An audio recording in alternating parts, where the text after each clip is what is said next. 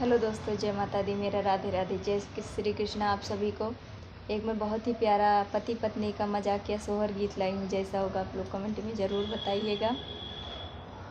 राजा मोरे भीतर आवै मुस्किलियत आवै मुस्किलियत आवै हो धनायब तोहरा दिन निक चाने बहिनिया बोलाय लाइका धनायब तोहरा दिन निक चाने बहिनिया बोलाय लाइका।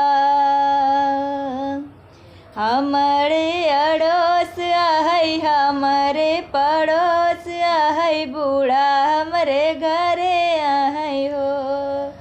हमारे अड़ोस आहै हमारे पड़ोस आहै बूढ़ा हमारे घरे आहै हो। राजा तू ही दुई भौरी लगाया दुनऊ जने खाबई हो। राजा तू ही दुई भौरी लगाया दुनऊ जने खाबई हो।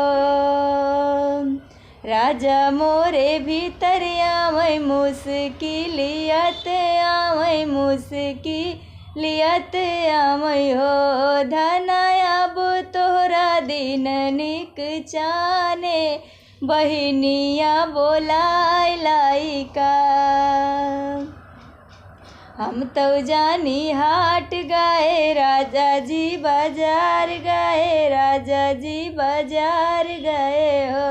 सखियाँ राजा चले बहिनी के देश तो हमसे छुपाई गए हो।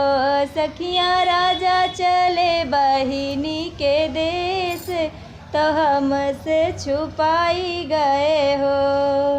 हम तो जानी हाट गए राजा जी बाजार गए राजा जी बाजार गए हो। बहिनी राजा चले बहिनी के देश तो हमसे छुपाई गए हो। राजा मोरे भीतर आवै मुस्किलियत आवै मुस्किलियत आवै हो। रानी अब तोहरा दिन निक चाने बहिनिया बोलाय लाइका धनायब तोहरा दिन निक चाने बहिनिया बोलाय लाइका।